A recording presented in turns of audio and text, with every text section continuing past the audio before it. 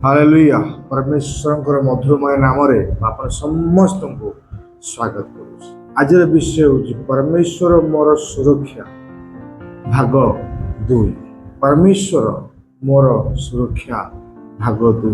आम विगत दिन गुड़ाक आलोचना करथिले परमेश्वर मोर सुरक्षा अर्थ ए जगत विपद अच्छी, ए जगत ताड़ना अच्छी, ए जगत दुख अच्छी, किंतु ये समस्त विषय परमेश्वर मत रक्षा कर परमेश्वर मोर सुरक्षा मत सुरक्षा दे पारे जदि परमेश्वर मोर बासस्थान जदि परमेश्वर छाया तले मु रहुची जे पर्यंत जगत अच्छी परमेश्वर मत सुरक्षा निहाती जोगे दे। आसतु आज आम जानिबा गीत संहिता 91 पर्वर 9 पदरू आउ 16 पदर शेष पर्यटन। गीत संहिता 91 पर्वर 9 पदरू नहीं 16 पदर शेष पर्यटन लिखा जाए, कारण हे सदा प्रभु तुम्हें मोर आश्रय,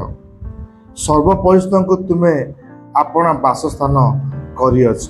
लिखा जड़े कहूँ हे प्रभु, हे यीशु, हे परमेश्वर तुम्हें मोर आश्रय, मोर जगत के आश्रय ना। ए जगत रे मु का पर भरोसा करि परिबी नाही, सेथिपाई तो तुम मोर आश्रय अट। आउ लेखा जाउची जे तुम मोर वासस्थान अट। जणे सेते बेले आमर आश्रय हेई परिबो जेते बेले आमे ताकू भाबुचे जे तुम मोर वासस्थान अट। अर्थ मु तुम पाखर रहूची, मु तुमको चाहूची, मु तुमको भल पाऊची। जदि आपण भाबुचंते जे ईश्वर आपण आश्रय ताहाले आपणकर वासस्थान मध्य सीए हेबे। अर्थ ताहांको पाखरे आपण रहिबे, ताहांको इच्छा को आपण सम्मान करिवे, ताहांको आपण भल पाइबे। 10 पद लिखा हो तुमको कौनसी विपद घटिबो नाही, केबा कौनसी मारी तंबू निकट आसीबो नाही। केते बेले जदि परमेश्वर प्रकृत मोर आश्रय अटंती ताले निहाती सी मोर वासस्थान।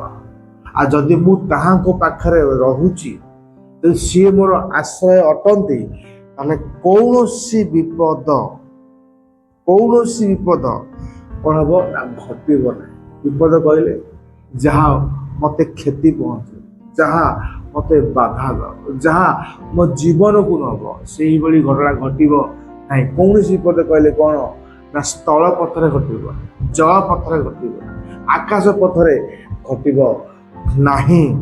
तापर लिखा होची कि अबा कौन मारी तुम तंबू निकट आसब ना। अर्थ जो जगार मु बास करुची से जगार कौन प्रकार रोग, हालेलुया, कैंसर, टीबी, एड्स एभली अनेक अनेक रोग बा भविष्य जो रोग गुड़ाक आसबार अच्छी ये कौन प्रकार रोग, कौन प्रकार मारी मो पाखक मो परिवार पाखक आसब ना। कहीं परमेश्वर मोर आश्रय आ परमेश्वर निकट कौन करस करुची।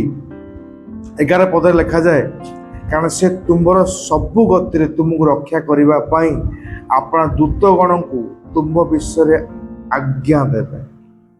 कहीं आसब ना, कारण मोर सबु गति सबु जगार सबु स्थल कौन हम ना मत रक्षा करने आ परमेश्वर कौन करेंगे दूत गण को दूत मान को कौन करेंगे आज्ञा देवे, तेज से आसवे आ मत रक्षा करेंगे। हालेलुया। दूत माने आपण संगे संगे अच्छा पारे जगतर लोक आज आप घृणा कर, जगत लोक आप पसंद करना, सांगसाथी आपन को छाड़ी देइछंती, परिवार भी आपन को चाहू ना, किंतु मन रखु परमेश्वर आपन आश्रय, परमेश्वर आपन वासस्थान। आ से परमेश्वर आपन केबे भी एकुडिया छाड़िबे नहीं, दूतमान को पठेबे आ प्रत्येक विपद से कौन करेंगे ना आपन को रक्षा करने दूत मान को आउ पठेबे। प्रत्येक महामारी रक्षा करने परमेश्वर दूतगण को पठेबे। तापर लिखा जाउची 12 पद, तुम चरण जेपरि पत्थर न बाजे एथिपाई से माने स्वहस्तर तुमको बढ़िबे। ପଥରରେ ବାଜିବନି। ଅର୍ଥ ଛୋଟ ଘଟଣା ବି, ଛୋଟ ବିପଦ ବି, ଛୋଟ କ୍ଷତି ବି ମୋ ଜୀବନରେ ଘଟିବ ନାହିଁ। କାହିଁକି ନା ପରମେଶ୍ୱର ମୋର ଆଶ୍ରୟ, ସିଏ ମୋର ବାସସ୍ଥାନ। ଆଉ ସେଥିପାଇଁ ଛୋଟରୁ ଛୋଟ ଘଟଣା, ଛୋଟରୁ ଛୋଟ ବିପଦ, ଛୋଟରୁ ଛୋଟ ମହାମାରୀ ରୋଗ ବ୍ୟାଧି ମୋ ଜୀବନରେ ଘଟିବ ନାହିଁ। କାରଣ ସେ ଆପଣ ଦୂତମାନଙ୍କୁ ପଠେଇବେ, ଆଉ ଦୂତମାନେ କ'ଣ କରିବେ ନା ମୋତେ ସ୍ୱହସ୍ତରେ ବହିବେ, ଯେପରି ମୋ ଚରଣ କୌଣସି ପ୍ରକାର ବିପଦରେ ବା କୌଣସି ପ୍ରକାର ପଥରରେ ଯେପରି ନ ବାଜିବ। 13 ପଦରେ ଲେଖାଯାଏ, ତୁମ୍ଭେ ସିଂହ ଓ କାଳ ସର୍ପ ଉପରେ ଚାଲିବ, ତୁମ୍ଭେ ଯୁବା ସିଂହ ଓ ସର୍ପକୁ ପାଦ ତଳେ ଦଳିବ। ହାଲେଲୁୟା। ସିଂହ କିଏ? କାଳ ସର୍ପ କିଏ? ସର୍ପ କିଏ? ଇଏ ହେଉଛି ଶୈତାନର ପ୍ରତୀକ। ଶୈତାନ ନିଜକୁ ଭାବେ ଯେ ସିଏ ହେଉଛି ଗୋଟେ ସିଂହ ବୋଲି, ଶୈତାନ ନିଜକୁ ଭାବେ ସିଏ ଗୋଟେ ସର୍ପ ବୋଲି। ବାଇବେଲ ଭଲରେ ପଢ଼ିବେ ଜାଣିପାରିବେ, ଶୈତାନକୁ ମଧ୍ୟ ସିଂହ କୁହାଯାଇଛି, ଶୈତାନକୁ ମଧ୍ୟ ସର୍ପ କୁହାଯାଇଛି। ହାଲେଲୁୟା। ତ ଲେଖା ହେଉଛି କ'ଣ ନା ପ୍ରଭୁ ଆମକୁ ଏତେ ଶକ୍ତିଶାଳୀ କରିଦେବେ, ଏତେ ଦାନ ବର୍ଦ୍ଦାନରେ ପୂର୍ଣ୍ଣ କରିବେ। ସମୟ ଆସିବ ଆମେ ଶୈତାନକୁ, ବର୍ତ୍ତମାନ ହେଇପାରେ ଆମେ ଡରୁଛେ, କିନ୍ତୁ ସମୟ ଆସିବ ଯଦି ପରମେଶ୍ୱର ଆମର ପ୍ରକୃତରେ ଆଶ୍ରୟସ୍ଥଳୀ ଅଟନ୍ତି, ବାସସ୍ଥାନ ଅଟନ୍ତି, ତ ପରମେଶ୍ୱର କ'ଣ କରିବେ?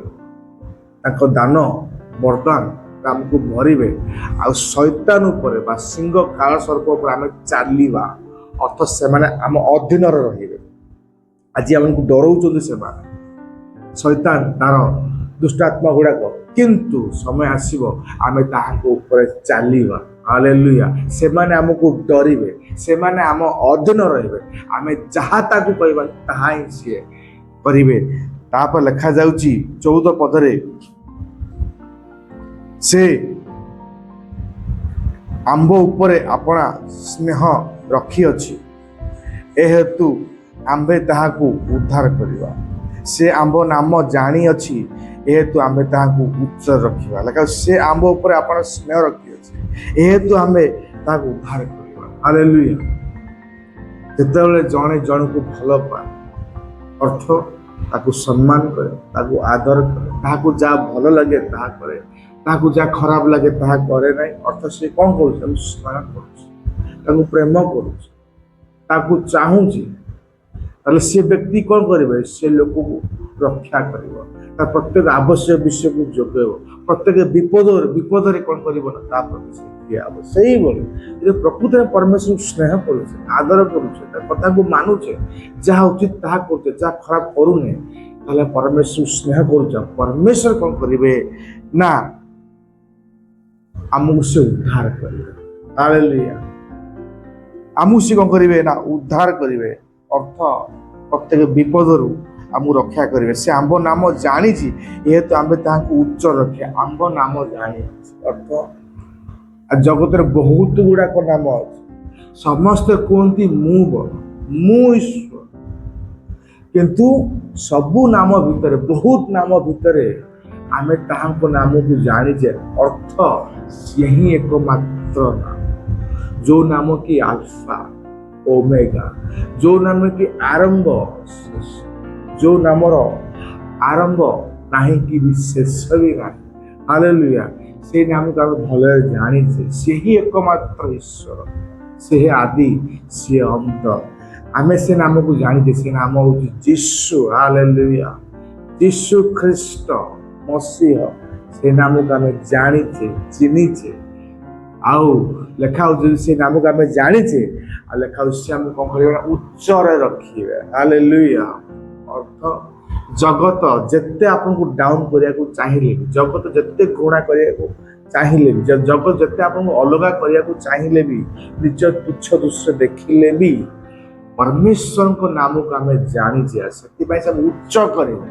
ହାଲେଲୁୟା। ପ୍ରତ୍ୟେକ ଜାଗାରେ, ପ୍ରତ୍ୟେକ ପରିସ୍ଥିତିରେ, ପ୍ରତ୍ୟେକ ବିଷୟ ସେ ଆମକୁ କ'ଣ କରିବେ ନା ଉଚ୍ଚ କରିବେ। 15 ପଦ, ସେ ଆମ୍ଭ ନିକଟରେ ପ୍ରାର୍ଥନା କଲେ ତାହାକୁ ଉତ୍ତର ଦେବା। ଆଜି ଏହା ବଡ଼ ବିଷୟ। ଆମେ ତ ପରମେଶ୍ୱର ନିକଟରେ ପ୍ରାର୍ଥନା କରୁ, ଆମ ପ୍ରାର୍ଥନା ଶୁଣା ଯାଏ ନାହିଁ। କାହିଁ ଶୁଣାଯାଏନି? କାରଣ ପରମେଶ୍ୱର ଆମର ଆଶ୍ରୟସ୍ଥଳୀ ନୁହଁ, କାରଣ ପରମେଶ୍ୱର ବାସସ୍ଥାନ ନୁହଁ, କାରଣ ପରମେଶ୍ୱର ନାମକୁ ଆମେ ଜାଣିନେ, ସେଥିପାଇଁ ଯେତେବେଳେ ପ୍ରାର୍ଥନା କରୁ ପ୍ରାର୍ଥନା ଶୁଣାଯାଏ ନାହିଁ। କିନ୍ତୁ ବାକ୍ୟ କହୁଛି ଆମେ ଯେତେବେଳେ ପ୍ରାର୍ଥନା କରିବା ପ୍ରାର୍ଥନାର ଉତ୍ତର ଦେବେ ସେ। କାହିଁକି? ପରମେଶ୍ୱର ଆମର ଆଶ୍ରୟ ବାସସ୍ଥାନ। ଆଉ ପରମେଶ୍ୱରଙ୍କ ନାମକୁ ଆମେ ଭଲ ଭାବରେ ଜାଣିଛେ। ଦୁଃଖ ବେଳେ ଆମ୍ଭେ ତାର ସହବର୍ତ୍ତୀ ହେବା। ପରମେଶ୍ୱର କଣ କରିବେ? ଦୁଃଖ ବେଳେ ଆମର ସହିତ ରହିବେ। ଦୁଃଖ ବେଳେ ମନୁଷ୍ୟକୁ କଣ ଆବଶ୍ୟକ? ମଣିଷ ଚାହେଁ ଦୁଃଖରୁ କେମିତି ବାହାରିବ, ବା ଦୁଃଖରେ ଥିଲେ କେହି ଜଣେ ତା ସହିତ ରହନ୍ତା, ତାକୁ ସାନ୍ତ୍ୱନା ଦଅନ୍ତା, ଆଶ୍ୱାସନା ଦଅନ୍ତା, ଧୈର୍ଯ୍ୟ ଦଅନ୍ତା। କିନ୍ତୁ ପରମେଶ୍ୱର ଦୁଃଖ ବେଳେ କଣ କରିବେ? ଆମର ସହିତ ରହିବେ, ଆମକୁ ଶାନ୍ତି ସାନ୍ତ୍ୱନା ଆଉ ଆଶ୍ୱାସନା ଦେବେ। ଆମ୍ଭେ ତାକୁ ରକ୍ଷା କରିବା ଓ ତାହାକୁ ସମ୍ଭ୍ରମ କରିବା। ଦୁଃଖରେ ରହିବେ, ଆମକୁ ରକ୍ଷା କରିବେ, ଆମକୁ ସମ୍ଭ୍ରମ କରିବେ, ଉଚ୍ଚ ଉଚ୍ଚ ପଦବୀକି ନେବେ, ଉନ୍ନତ କରିବେ, ଆଶୀର୍ବାଦ କରିବେ, ଦୟା କରିବେ। ହାଲେଲୁୟା। କାହିଁକି? ପରମେଶ୍ୱର ଆମର ଆଶ୍ରୟସ୍ଥଳୀ, ପରମେଶ୍ୱର ଆମର ବାସସ୍ଥାନ।